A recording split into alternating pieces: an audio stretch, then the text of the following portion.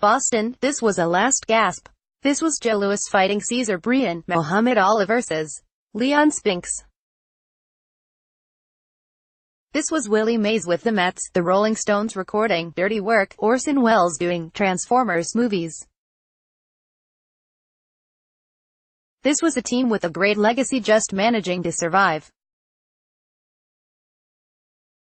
What the Cavaliers did against the Celtics in Game 7 of the Eastern Conference Finals was take an 87-79 win, a critical game in terms of how the world will remember this NBA season, not with a stunning upset by a group of mostly hitherto overlooked young Celtics, but with more of the same.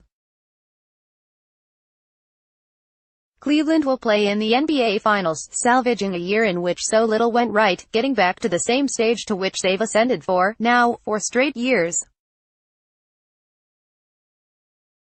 The Cavs gave themselves one last chance at the NBA's big prize.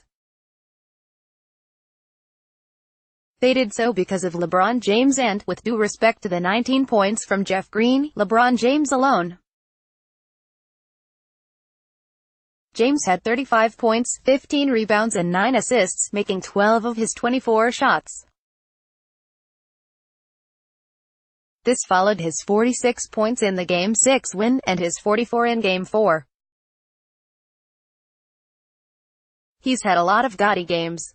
Cleveland coach Tyronn Lue said. But I just think, Game 7 in Boston, all the circumstances that surround Boston, the history behind Boston, playing a team that's very well coached, a good, young team that's undefeated in the playoffs at home, to come on the road where all the games have been lopsided, in a hostile environment. Game 7, Eastern Conference Finals, this Game 7 and Game 7 of the NBA Finals in 2016. Right there. It was a good night for that kind of nostalgia. James, in the 2016 Finals, was something to behold. He was the same on this night.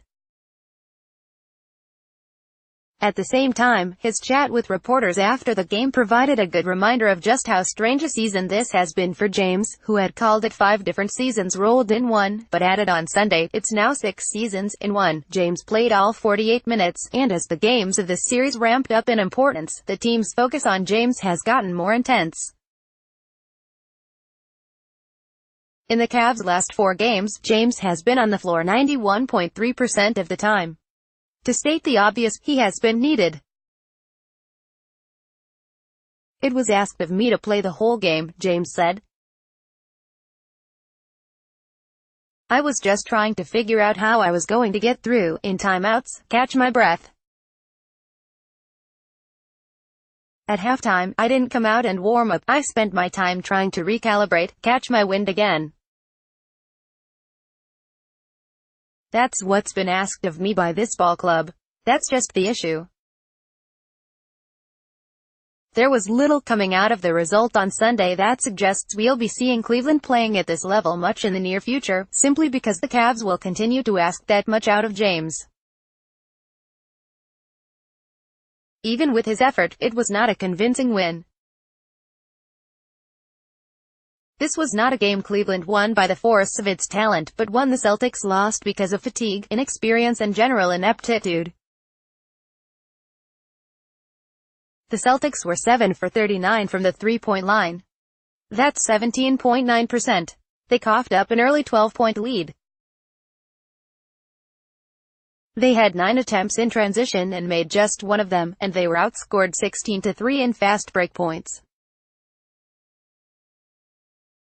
Boston went just 7 deep, and was so sapped by the game's late moments that, after taking a 72-71 lead with 6:04 to play in the game, the Celtics failed to make a shot in the next 5:30. Terry Rozier was 2 for 14. Jaylen Brown was 5 for 18. Marcus Smart was 1 for 10. When you ride just 7 players in a Game 7, you're in trouble if 3 of those 7 go 8 for 42.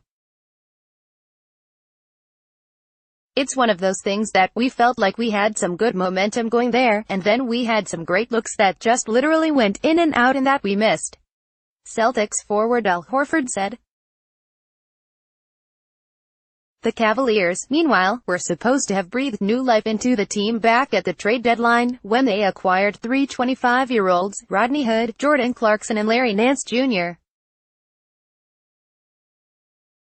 Those three players combined for 2 points on 1 for 4 shooting in this game, with Hood affixed to the bench for the full 48 minutes.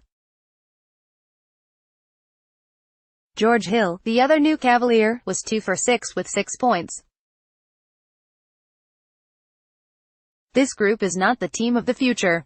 The Cavaliers' Game 7 starters, on average, are 31 years old. Sixth man Kyle Korver is 37.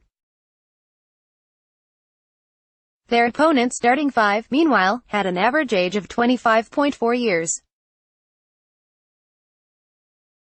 This is most certainly the team of the recent past, even as it is a fixture in the finals. James is still in Cleveland, and on this night, in this series, that proved to be enough.